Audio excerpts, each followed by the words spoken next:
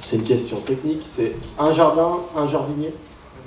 En fait, là, c'est vraiment contractuel. C'est-à-dire c'est au propriétaire de choisir. S'il veut 10 jardiniers, il peut avoir 10 jardiniers. C'est vraiment au propriétaire de choisir le nombre de jardiniers qu'il veut. Est-ce que j'ai répondu à votre question, monsieur Tomine? Oui, merci. Et est-ce que le propriétaire a droit de regard sur ce qu'on fait pousser ou sans arrière-pensée? Ça, c'est vraiment toutes les plantations vont être négociées avec le propriétaire. Donc c'est vraiment, nous en fait, on n'a pas un droit de regard sur ce qui va être planté dans le jardin, sur comment vont s'arranger les propriétaires avec leur jardinier. Moi, j'avais une question sur les semences. Il y a une association qui s'appelle l'association Cocopelli qui pérennise les graines anciennes.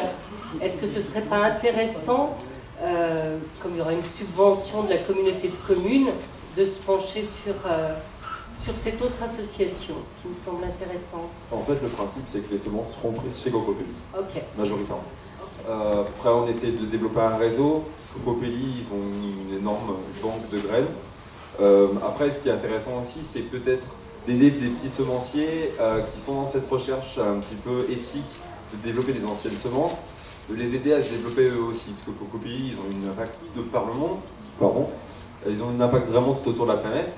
Et il y a aussi des personnes qui cherchent à développer ces semences. Et, ça peut être bien de travailler avec Cocopelli pour partir directement cette année et puis essayer de voir si on peut développer un réseau autour de ça. Bonsoir, déjà bravo, vraiment, parce que c'est une très belle initiative et je tiens à vous féliciter. Alors j'essaie de comprendre un peu le concept de ce potager. Je voudrais savoir si vous avez déjà des personnes qui se sont présentées pour prêter leur parcelle ou s'il faut aller les chercher, et concrètement comment ça va se passer. Donc nous, là, avant la soirée, on a eu 7 particuliers qui demandaient un jardin et 6 propriétaires qui prêtaient leur jardin. Donc en termes de mètres carrés, c'est énorme. C'est-à-dire qu'on a 2 parcelles qui font 3000 mètres carrés chacune et on peut nourrir toute la vallée avec ça. Après, le but de cette soirée, c'est aussi de motiver d'autres gens, de les faire rencontrer, parce que peut-être que chaque jardinier ne va pas correspondre à chaque propriétaire. C'est aussi des relations sociales, donc ça peut aussi ne pas se passer au premier abord. Et donc pour l'instant, c'est pas, voilà, il n'y a pas 15 000 personnes qui sont sur le projet, mais si nous on a 10 jardiniers sérieux et 10 propriétaires sérieux, on est très contents comme ça. Donc on va déjà voir, on va faire le bilan après cette soirée, par rapport aux inscriptions qu'il y a eu et tout ça, puis on vous tiendra au courant par rapport à la réussite ou non de ce projet. Bonsoir. Est-ce qu'on peut être propriétaire et jardinier à la fois? Bien sûr. Ouais, en faisant partie de l'association pour... On n'est pas obligé de faire partie de l'association pour participer à ce projet-là. Nous, on n'impose pas de règles sur l'association. C'est vraiment... Nous, on a un médium où voilà, on fait rencontrer des particuliers. Après, toi, si tu trouves 2-3 jardiniers qui peuvent t'aider sur ton terrain, bah, c'est génial. Et si tu rentres dans l'association, c'est mieux pour nous. C'est sûr que ça nous apporte plus de force, plus d'argent pour continuer les projets, avoir des semences et tout ça. Bonsoir, je vais essayer de parler en français. Mais ouais, à mon avis, le niveau des légumes qu'on peut produire, tu as dit combien de mètres carrés? Là, sur certaines parcelles, on a 3000 mètres carrés. 3000 mètres carrés. À Servoz en plus. C'est fou ça. J'ai fait 54 mètres carrés chez moi et c'était possible de nourrir 4 familles de 4 personnes à la fois. Tu vois. Donc là, il faut qu'on démarre quelque chose. Hein. On peut donner des choses gratuites au public. À Chamonix, des choses organiques parce que j'ai plein de parents avec leurs enfants. La vie est super chère à Chamonix. Voilà, c'est difficile. On veut bien manger bio et tout ça, mais on n'a pas assez de l'argent. Donc si on peut arriver de faire les légumes organiques beaucoup plus naturels que dans les supermarchés, on peut vraiment donner de l'argent pour 2, 3, 4 000 personnes s'ils ont envie de le prendre. C'est assez simple comme ça. Ouais, c'est ça le problème, tu vois. Si les gens sont motivés, on aura des légumes et voilà. Tout le monde dit que oh, oui, on est super intéressé de faire ça, mais à la fin, si les légumes sont là, il faut utiliser. Hein. Donc on doit créer un système de bien utiliser tout ce qu'on produit, hein, parce que ça pourrait être énorme. C'est bon, je Je suis excité, content. Oui, bravo déjà. Oui, et une petite question par rapport à l'organisation du jardinage. Est-ce que tout le monde, ça va être le défilé dans le jardin? Est-ce qu'il y aura des heures un peu spécifiques voilà. Donc sur le jardin partagé à l'île des Barras, tu veux dire, à côté des Favendes. Oui, ou chez les propriétaires. Non, chez les propriétaires, ce sera vraiment les particuliers qui ont signé le contrat qui s'occuperont du jardin, ce ne sera pas un défilé. Sur le jardin partagé, là pour l'instant on ne sait pas encore vraiment comment on va organiser le jardin, ça va dépendre en fait du nombre de jardiniers qui seraient motivés à nous aider sur le jardin partagé. Si on est 30, 40, forcément on va faire des roulements. Si on est une dizaine, eh ben, on s'organisera entre nous et voilà, il y aura Guillaume qui va beaucoup s'occuper du jardin aussi.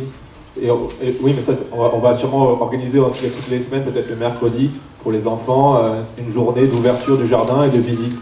Avec Guillaume et John, en fait, on va mettre plein de différentes affiches dans le jardin pour expliquer, en fait, ici on fait ce type de culture, ici on fait ce type de culture, ici on a planté ça, pour en fait permettre que le jardin soit très pédagogique et permettre des visites assez régulières pour les écoles et tout ça. Donc, je veux juste savoir, si vous êtes toute seule mais motivée, il y a tout le monde qui peut venir aider avec le jardin pilote? Dans l'idée, c'est quelque chose de participatif. Et de toute façon, nous, on n'aura pas vraiment de rendement sur de récupération des légumes. Donc ça va être vraiment quelque chose, tous les surplus seront redonnés à l'épicerie sociale et solidaire ou à des événements qui se produiront à Chamonix, par exemple des courses ou d'autres événements comme ça. Et donc oui, forcément, plus il y a de jardiniers, mieux c'est, parce que ça sera un endroit où on va apprendre finalement. C'est pas un endroit où on va cultiver notre petite parcelle de légumes et on va les récupérer chez nous. C'est un endroit où on va pouvoir apprendre et ensuite le faire ailleurs dans nos jardins ou dans d'autres jardins. Donc c'est vraiment pour disséminer les graines en fait.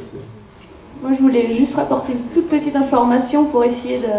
Si jamais c'est un peu flou la permaculture, mais je sais pas, je vais essayer d'être un peu clair. En fait, l'idée, c'est que pendant la révolution agricole, justement, les scientifiques, ils ont essayé de comprendre au maximum ce qu'avaient besoin des légumes, mais de manière très précise. Par exemple, tant d'azote, tant de ci, pour tout fabriquer, et après pour faire eux-mêmes un champ de monoculture, par exemple de carottes. Bah, de toute façon, c'est simple, la carotte, elle a besoin de ça d'azote, ça de carbone. On va tout enlever le reste et mettre ce qu'elle a besoin, et comme ça, voilà, ça poussera bien. Et en fait, avec le temps, on s'est rendu compte que si elle a juste ce qu'elle a besoin et qu'on tue tout le reste, et si un insecte mauvais va arriver, il va pouvoir détruire tout le champ de carottes. Alors que l'idée de la permaculture, c'est de revenir au départ et de se dire la nature est super bien faite. Peut-être que dans le champ de carottes, il y avait des herbes qui gênaient, mais il y avait aussi des herbes qui empêchaient certains insectes de venir, et en fait, sans ces soi-disant mauvaises herbes, ces mauvais insectes vont venir et on tue tout. Donc le but, c'est de rentrer dans des écosystèmes et de garder toute l'utilité de chaque plante et chaque chose, et l'eau et les insectes du sol, et essayer de, grâce à la variété, garder tout ça donc dans nos potagers. Et ça nous ferait moins de travail aussi de désherbage, de tuer les insectes, et c'est moins mauvais pour la santé par rapport aux produits qu'on va rajouter. Voilà, je sais pas si c'est un peu plus clair. C'est toute une logique en fait, c'est plus une logique que des termes compliqués. Voilà. Bonsoir, je m'appelle Roger Lambert. C'est un nom très français, mais je suis bien roast beef. Je suis là 26 ans, donc je parle assez bien votre langue. Je veux juste dire à Guillaume et à John que je suis ravi qu'ils ont commencé à parler de ça, parce que ma femme et moi, on a commencé à pratiquer ça ici dans la vallée juste l'année dernière, mais avec une préparation il y a 2 ans. Et ça nous a vraiment ouvert l'esprit sur ce qui est possible. Je crois que la chose qui va être la plus difficile, c'est de lâcher prise sur nos préavis de ce qu'est le jardinage. On a tendance à faire trop. Et en fait, je ne sais pas, parce que j'ai travaillé chez mon fils, donc j'ai raté un peu votre discours, mais la chose c'est que, en fait, on a besoin de faire pas grand-chose, en fait. La nature, elle fait tout pour nous. Et il faut laisser la place à la nature. Nous, on a constaté ça, et que, voilà, pour faire un jardin aujourd'hui, on n'a pas besoin de biner. On n'a pas besoin de retourner la terre. En fait, on a juste besoin de croire que ça va arriver. Et je peux vous le dire, nous, on a fait un petit jardin avec cette technique. Si vous voulez, venez voir. Il n'y a rien planté pour l'instant, mais on peut vous dire que c'est vraiment, vraiment efficace. Alors, on n'a pas besoin d'arroser, on peut marcher sur le sol même quand il pleut, on n'a pas la boue sur nos bottes. Les salades sont riches et croquantes, gorgées d'eau, et ils n'ont pas plein de terre, on n'a même pas besoin de les laver après. Et que c'est un système qui est efficace et simple. C'est tout ce que vraiment j'ai à dire, et il faut essayer. Et j'imagine... Je suis d'accord avec Ian parce que j'ai connu son accent quand il a parlé. 3000 mètres carrés à Servoz, il faut mettre en place un gros truc, mais tout est possible. Et je crois que les gens vont être étonnés. Nous, on était étonnés. Le fait qu'on a besoin de rien faire et que le seul outil qu'on a besoin, c'est un râteau. Et c'est tout. Et le reste, pas besoin d'arroser, rien. Donc, félicitations les gars, je suis avec vous. Moi et ma femme, et si on peut aider, on va le faire.